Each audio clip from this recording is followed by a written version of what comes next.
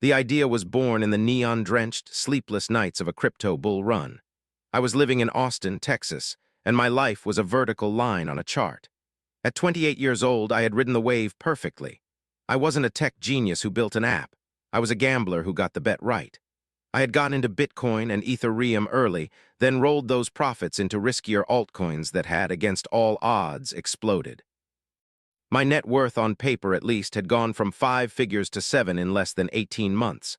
I felt less like an investor and more like an oracle. I had transcended the normal rules of finance.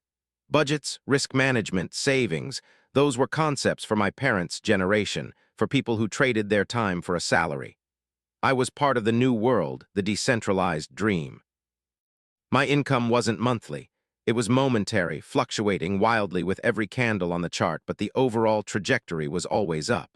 And when you feel like a god, you start to believe you deserve a chariot. For me, that chariot was a Lamborghini Huracan. It wasn't just a car. It was the physical manifestation of a successful trade. It was a rolling, roaring trophy that announced to the world, and more importantly to myself, that I had made it. It was the final boss of status symbols.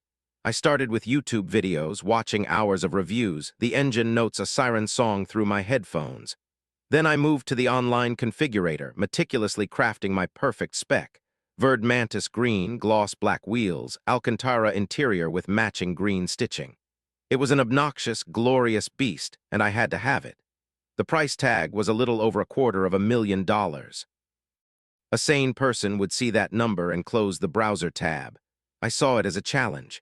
I told myself it wasn't a purchase. It was a strategic allocation of capital. I was a brand now, and this car was my marketing budget. It would open doors, connect me with other high-net-worth individuals. It was a networking tool that could do 200 miles per hour. I ran the numbers through a loan calculator, and it spit out a monthly payment that was just shy of $4,500.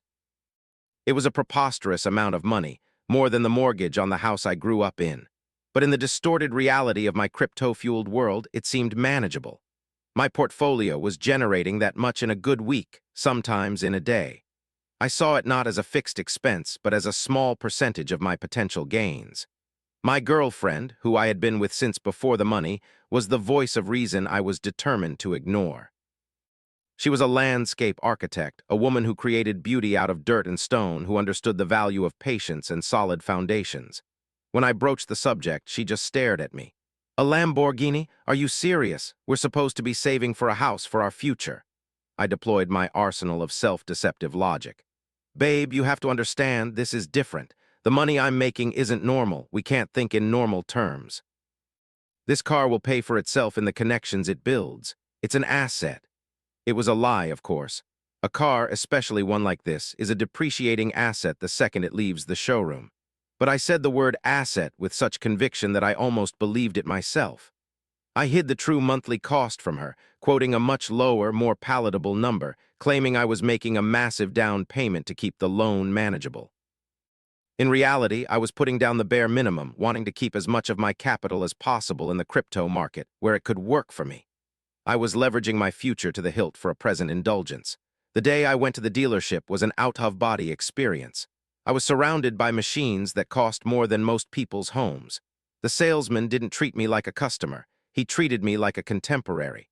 He saw the gleam in my eye, the hunger of the newly rich. The test drive was a chemical event. The savage, untamed shriek of the V10 engine behind my head, the violent push into the seat, the way the world blurred into a tunnel of green and gray. It wasn't driving, it was teleporting with a soundtrack of controlled explosions. It was a drug, and I was instantly, hopelessly addicted. Back in the dealership, the finance manager presented the contract. It was a mountain of paper, a forest of fine print, but I barely looked at it. My mind was still echoing with the sound of the engine.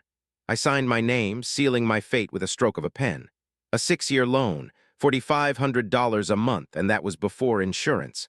I drove it off the lot into the bright Austin sun, the Verde Mantis paint so loud it almost made a noise. I felt a surge of pure, uncut adrenaline. I was untouchable. I was the man I always wanted to be. I took the long way home, revving the engine at stoplights, catching my reflection in the windows of downtown buildings. The car was everything I dreamed it would be, a spectacle. People stared, they pointed, they took pictures. For the first time, I felt seen not for who I was, but for what I had, and at that moment it was enough. When I pulled into the driveway of the modest house we were renting, my girlfriend came out. The look on her face wasn't anger or excitement. It was a quiet, deep-seated fear. She looked at the car, this alien green spaceship parked where her sensible SUV used to be, and I think she saw it for what it was, not a trophy, but an omen. I revved the engine one more time, a defiant roar against the quiet suburban street. The sound was exhilarating, but it couldn't drown out the tiny, cold whisper in the back of my mind that said, "What have you done?" The first month of owning the Lamborghini was a honeymoon. It was a blur of late-night drives through the empty city, of pulling up to valet stands and feeling the envious eyes of onlookers. My social media was flooded with pictures of it, each post a carefully crafted statement of my success. The car did what I wanted it to do. It got me attention.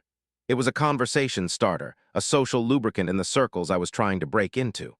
But like any intense affair, the initial passion soon gave way to the harsh, expensive reality of the morning after. The first sign of trouble was the insurance quote. I had naively budgeted a few $100s a month. The actual figure was closer to $1,200 a month just for the privilege of being legally allowed to have it sit in my garage. It was a shocking, unforeseen expense, a rounding error that was larger than most people's car payments. I paid it without telling my girlfriend, the first of many financial secrets I would begin to keep. Then came the daily anxieties. The car was not a tool, it was a liability. I lived in constant, paralyzing fear. Every trip was a military operation. I would spend minutes searching for the safest parking spot as far away from other cars as possible. I'd cringe every time a truck passed me on the highway, terrified of a stray rock chipping the paint. Speed bumps became treacherous mountains. Steep driveways were impassable. I couldn't take it to the grocery store, the gym, or anywhere that normal life happened. The car, which I had bought as a symbol of freedom, had effectively imprisoned me. It was too precious, too expensive, too stressful to actually use. So it sat in the garage, a $250,000 sculpture that I had to pay a king's ransom to insure and finance. The financial strain was relentless. The $4,500 payment was a black hole that sucked all the oxygen out of our budget. On top of that was the insurance, the premium fuel, and the looming threat of maintenance. I read online forums where owners talked about $5,000 oil changes and $20,000 clutch replacements. The car was a ticking financial time bomb. Our conversations about the future, about buying a house, stopped. They were replaced by my vague, evasive answers about cash flow and market volatility. My girlfriend, who was meticulously saving her own money, could feel the ground shifting. "I thought we were a team," she said one night, her voice heavy with hurt. "But you've made this huge decision and now everything feels stuck. You're distant. You're always on your phone, checking your crypto apps like a man possessed." She was right. I was possessed. I was no longer an investor. I was a gambler chasing a nut. I had to make enough passive income every month to feed the beast in the garage. I started making riskier and riskier trades. I moved money out of the relative safety of Bitcoin and into obscure, highly volatile projects, hoping for a quick 10x return to give me some breathing room. I was no longer trading with a strategy. I was trading out of pure, white-knuckled fear. The joy of driving the car was completely gone. When I did take it out, I wasn't enjoying the experience. I was just calculating the cost. Every exhilarating roar of the engine was accompanied by the quiet cha-ching of depreciation. Every mile I put on the odometer felt like setting a $100 bill on fire. The car owned me, not the other way around. It dictated where I could go, what I could do, and how I had to spend my money. My life, which had felt so expansive and full of potential just a few months before, had shrunk to the size of a single, all-consuming monthly payment. One evening, I scraped one of the gloss black wheels on a curb while trying to navigate a tight parking garage. The sound of the metal grinding against the concrete was sickening. The damage was minimal, a few inches of scraped paint, but in my mind it was a catastrophe. A quick search revealed that repairing a single wheel would cost over $2,000. I stood there under the fluorescent lights of the garage, staring at that small, ugly scratch, and I felt a wave of nausea. This was my life now. A life of constant anxiety, of secret debts, of chasing risky investments to pay for a toy I was too afraid to use. The car, gleaming under the harsh light, looked like a predator, a beautiful green monster that was slowly, patiently eating my life. I had bought it to feel powerful, but I had never felt so trapped and so utterly powerless. The market had been my god, the source of my power and my wealth, and like any fickle deity, it eventually demanded a sacrifice. It started not with a crash, but with a slow, grinding downturn. The bull run was over. The vertical lines on the charts began to bend, then flatten, then point decisively downward. The easy money was gone. My high-risk, high-leverage crypto portfolio, the one I was counting on to generate the income to pay for the Lamborghini, began to bleed. At first, I was in denial. It's just a healthy correction, I told myself, echoing the hollow optimism of online crypto forums. It's a great time to buy the dip. But I had no money left to buy the dip. Every spare dollar was already allocated to the car. I was all in at the top. As the weeks went on, the red on my portfolio screen became a permanent fixture. My seven-figure net worth began to evaporate, 30% down, then 40, then 50. The paper fortune I had built was turning back into paper. The $4,500 car payment, which had once seemed manageable in the context of my massive gains, now looked like an insurmountable mountain. Panic set in. It was a cold, creeping dread that lived in the pit of my stomach.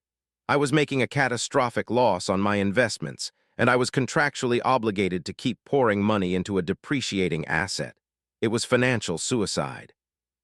I started selling off my crypto holdings at a massive loss, not as a strategic move, but out of pure desperation to make the next car payment.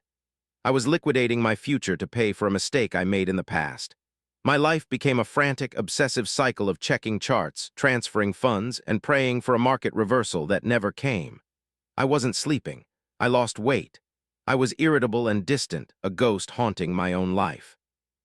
My girlfriend knew things were bad, but she had no idea of the scale of the disaster. I had built a wall of lies so high that I could no longer see the truth myself. The breaking point arrived in the form of a certified letter. It was from the IRS, a tax bill. In my euphoric rush of making money, I had been careless with my accounting. I had traded hundreds of different coins across multiple exchanges, creating a complex web of taxable events I had blissfully ignored. Now the bill was due. It was a six-figure sum that I simply did not have. That night she found me in my home office, staring at the letter, my face ashen. The wall of lies came down, not in a controlled demolition, but in a violent, uncontrolled collapse. I confessed everything: the real cost of the car, the insurance, the gambling on risky coins, the true state of my portfolio, now worth less than the outstanding loan on the car, and finally the tax bill that would push us into utter financial ruin. I watched her face as the ugly truth washed over her, and I saw her love and admiration for me curdle into a mixture of pity and contempt. There was no screaming, no yelling. There was just a devastating, soul-crushing silence. "I don't understand," she finally whispered, her voice shaking. "You had everything, we had a future, and you burned it all, for what? For a car? For a stupid, green car?" She didn't have to raise her voice. Her quiet disappointment was more damning than any shout. She saw me not as the financial oracle I had pretended to be, but as a foolish, insecure boy who had gambled away their future for a shiny toy. The next morning, while I was numbly trying to figure out how to even begin to deal with the IRS, she packed her bags. She didn't cry. She was beyond tears. She just moved with a calm, deliberate resolve. "I can't do this," she said, standing at the door. "I can't be with someone I don't trust, and I can't live in this chaos you've created. I need to go." I begged her to stay. I promised I would sell the car, that I would fix everything. But my promises were worthless. I had broken the most fundamental asset in our relationship, her trust. She looked at me one last time, her eyes empty of the affection that had been my anchor for years. "That car didn't just cost you money," she said. "It cost you us." She walked out the door and drove away in her sensible, paid-for SUV. I was left alone in a rented house I could no longer afford, with a tax bill that could send me to prison, a decimated investment portfolio, and a $250,000 supercar in the garage that had become the gleaming, emerald-green tombstone of my life. I had reached the top, and in my hubris, I had driven right off the edge of the cliff. The first step out of the abyss is always the most brutal. For me, it was admitting complete and utter defeat. The Lamborghini had to go. It wasn't a choice. It was a necessity. I couldn't even afford the next insurance payment, let alone the loan. I called a high-end exotic car dealership, the kind of place I had once walked into with an arrogant swagger, and my voice was that of a beggar. I explained the situation, and I could almost hear the lack of surprise on the other end of the line. They had seen guys like me before, the crypto cowboys who flew too close to the sun. The process was a deep dive into humility. I had to get the car detailed to perfection, a final few $100s I didn't have just to present it for consignment. When I drove it to the dealership for the last time, there was no thrill, no adrenaline. I just felt a profound emptiness. I was handing over the keys to my dream, and it had turned into a nightmare. The dealer was blunt. The market was soft. My car had a few thousand miles on it, which in the world of supercars was significant. He gave me a number, a wholesale price they would offer me if I wanted to sell it outright. It was $60,000 less than what I still owed on the loan. It was a gut punch. Not only would I lose the car, but I would also have to write a check for $60,000 just for the privilege of walking away. There was no other option. I took the deal. I drained what was left of my crypto accounts, sold some stocks I had from a previous job, and borrowed money from my parents. The most shameful phone call of my life to cover the deficiency. I walked out of that dealership with nothing but a receipt and a hollowed-out feeling in my chest. I had officially paid $60,000 for a 6-month lesson in my own stupidity. With the car gone, the deafening roar of my ego was replaced by a quiet, terrifying reality. I was broke. I was in debt to the IRS, and I was completely alone. The next few months were a blur of dismantling the life I had built. I broke the lease on the expensive rental house. I sold the designer furniture, the fancy watches, the entire wardrobe of a man I no longer was. I moved into a small, sterile, one-bedroom apartment on the outskirts of the city. My new view wasn't the Austin skyline, it was the parking lot of a strip mall. I hired a tax attorney who helped me negotiate a payment plan with the IRS. It was a crushing, long-term commitment, a significant portion of my income mortgaged to the government for the foreseeable future. I had to get a real job. The world of crypto trading was dead to me. I took a humble marketing position at a small local company. The salary was a fraction of what I had once made in a good month, but it was steady. It was real. The work wasn't glamorous, but it was honest. I started to rebuild my life not from the top down, but from the foundation up. I created a budget. I tracked every penny. I brought my lunch to work. I learned the quiet satisfaction of paying a bill on time, of watching a small savings account grow by a few dollars each week. I was living the normal life I had once looked down upon with such disdain, and I found a sense of peace in its predictability. After about 6 months of living this new, quiet life, I wrote her a letter. I didn't ask her to come back. I didn't make excuses. I just filled pages with the apology I owed her, taking full responsibility for my arrogance, my deceit, and my catastrophic failure as a partner. I explained that I was finally understanding the value of things that don't have a price tag, trust, security, and a shared future. I mailed it with no expectation of a response. To my surprise, she called me a week later. We met for coffee. It was awkward and painful, but it was honest. I told her about my new life, my apartment, my job, my debt. I showed her my budget spreadsheet, a document that represented more truth than any of my old crypto charts. There was no magic reconciliation. The trust I had broken was too profound for that. But it was the beginning of a new kind of conversation. We started talking again, slowly, carefully. We are not back together, and I don't know if we ever will be, but we are friends, and I have hope. I drive a 10-year-old Honda Civic now. It's reliable, it's paid for. The insurance is cheap. It gets me from my small apartment to my regular job. A few weeks ago, I was at a stoplight when a Verde Mantis Lamborghini Huracan, identical to my old one, pulled up beside me. The engine roared, a sound that once defined my entire existence. The young guy driving it glanced over at me in my beat-up Civic with a look of dismissive pity. I didn't feel a pang of envy. I didn't feel regret. I just looked at him, and for the first time I saw the car for what it really was, a beautiful, loud, expensive cage. I smiled, gave him a small nod, and when the light turned green, I drove away, content in my quiet lane, finally, mercifully free. You've listened to everything I've been through, and now I want to hear your side. What part of this story spoke to you the most, and why? Tell me in the comments, because your words might inspire or comfort someone who needs to hear them.